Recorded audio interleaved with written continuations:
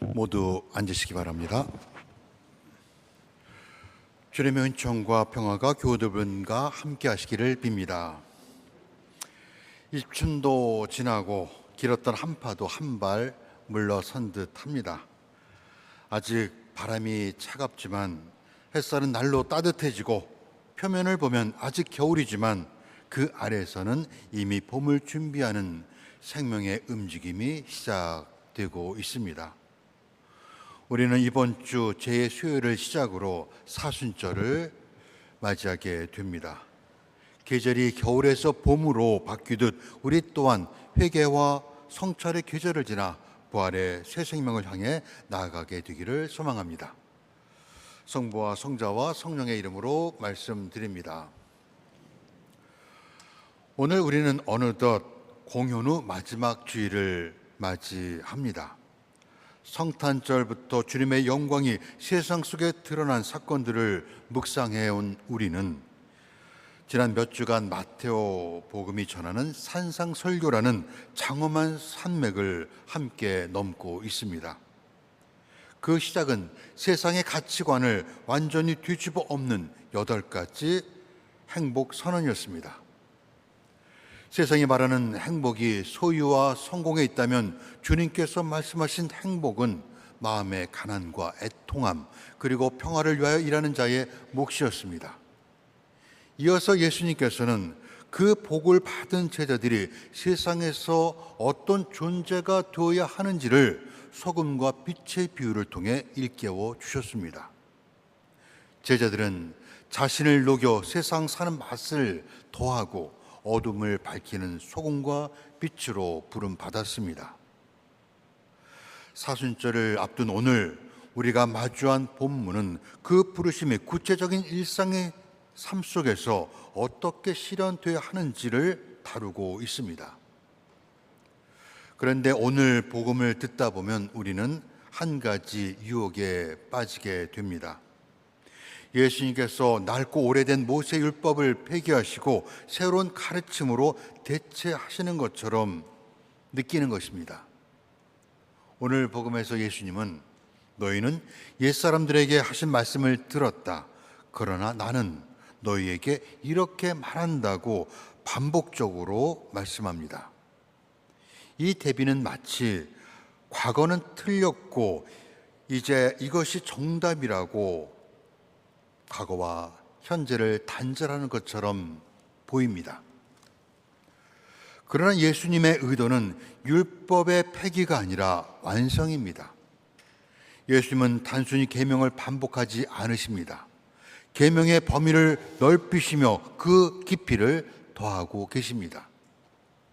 지난주일 복음에서 너희가 율법 학자들이나 바리사이파 사람들보다 더 옳게 살지 못하면 결코 하나님 나라에 들어갈 수 없다고 하셨습니다.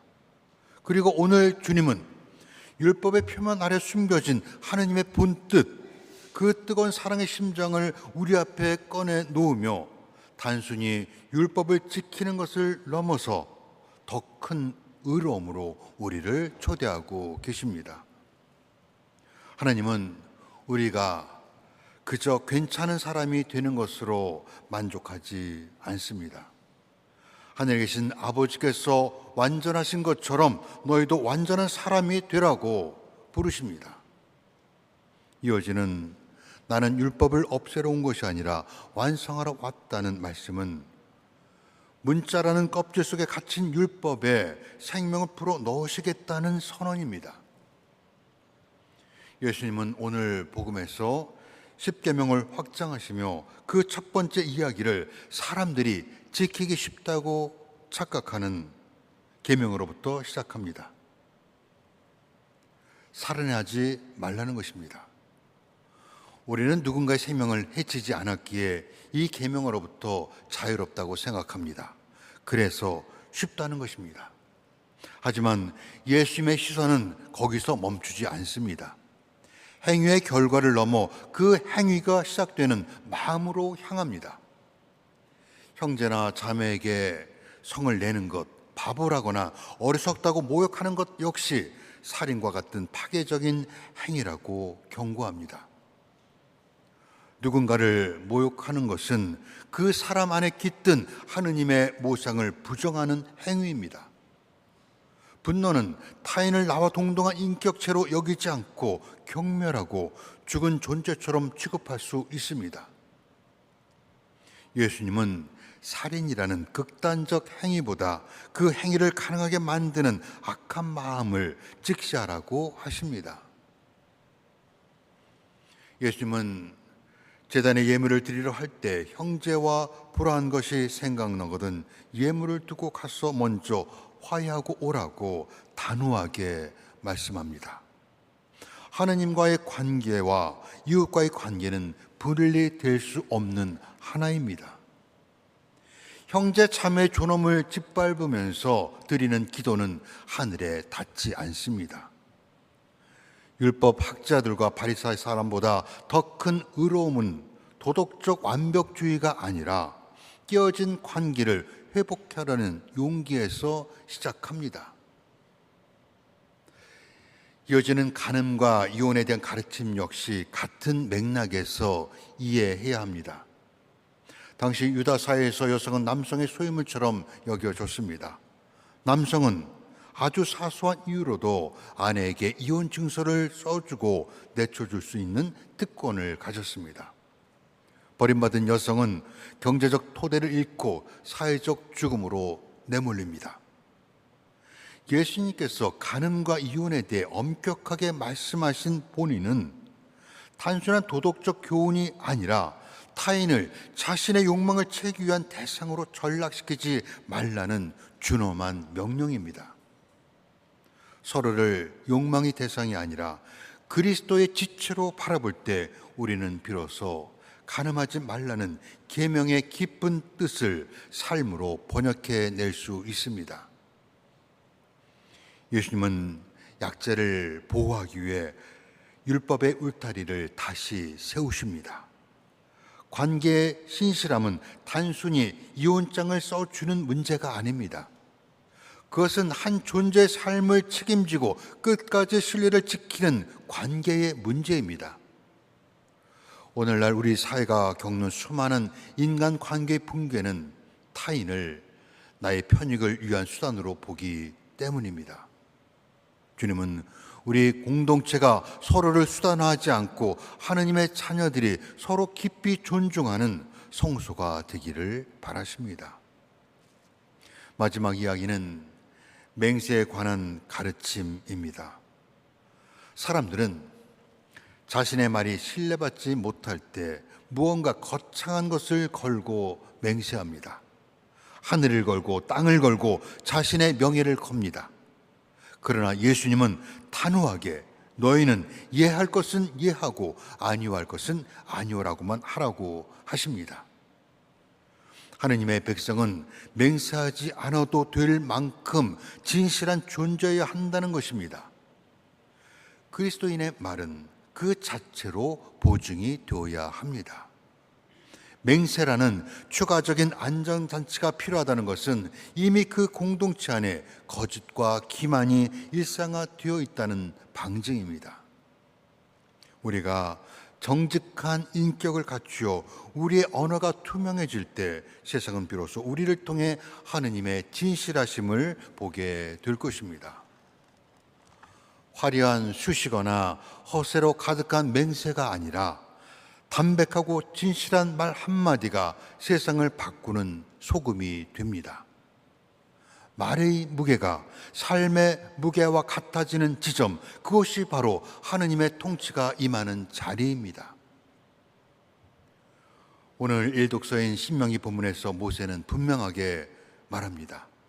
보아라, 나는 오늘 너희 앞에 생명과 번역, 죽음과 재앙을 내놓는다. 이 말씀은 이스라엘 백성이 가나안 땅이라는 새로운 현실을 앞두고 던져진 결단의 촉구입니다.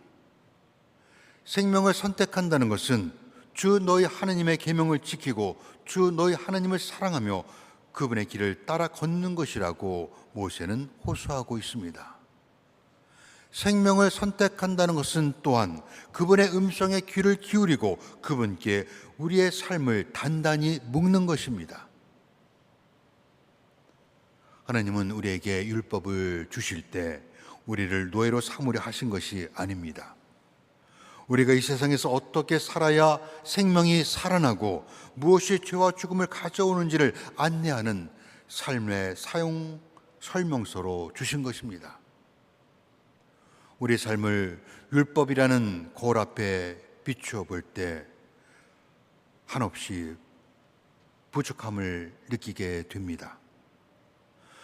우리가 자신이 생각했던 것만큼 선하지 않다는 사실을 깨닫는 순간 율법은 우리에게 유죄를 선고합니다. 그러나 바로 그 자리에서 은총이 시작됩니다. 율법은 우리를 절망시키게 주어진 것이 아닙니다. 우리 마음이 하느님의 심장 박동과 같은 리듬으로 뛰게 하려고 주신 하느님의 고귀한 선물입니다. 오늘 시편 기자가 노래하듯 율법은 우리를 억압하는 짐이 아니라 우리의 발을 비추는 등불입니다. 우리를 속박하기 위한 명령이 아니라 삶을 바르게 살도록 이끄는 지혜입니다. 오늘 고린도전서에서 바울로 사도가 말한 것처럼 우리는 하느님의 밭이며 하느님의 건물입니다. 심는 이나 물을 주는 이는 아무것도 아닙니다. 오직 자라나게 하시는 분은 하느님 한 분이십니다. 이 말은 율법과 은총의 관계를 분명하게 보여줍니다. 우리의 노력은 필요하지만 그것이 생명을 만들어내지는 못합니다. 은총은 우리의 노력을 생명으로 변화시키는 힘입니다. 우리가 율법의 깊은 정신을 따라 서로를 존중하고 진실하게 대할 때 하느님께서는 우리 가운데서 생명의 싹을 틔우실 것입니다. 여기서 우리는 은총과 율법의 관계를 깊이 성찰해 볼 필요가 있습니다. 그리스도교 역사에서 이 문제를 가장 치열하게 고민했던 인물 중 하나는 마르틴 루터일 것입니다. 그는 한때 하느님을 자비로운 아버지가 아니라 도저히 만족시킬 수 없는 요구를 하시는 엄격하고 변덕스럽고 무서운 심판관으로 이해했습니다. 그는 하느님의 요구에 부응하기 위해 극단적인 고행을 감수하기도 했습니다. 그러던 어느 날 로마서를 읽다가 오직 은총으로 오직 믿음으로 구원받는다는 복음의 진실을 발견하게 됩니다. 그것은 그에게 해방의 소식이었습니다.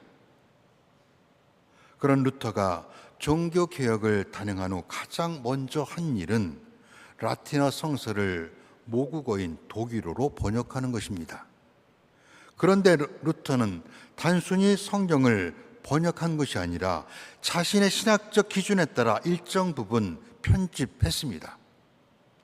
그가 번역한 초본을 보면 야고보서나 히브리서 같은 책들을 성서의 가장 뒤로 배치했습니다.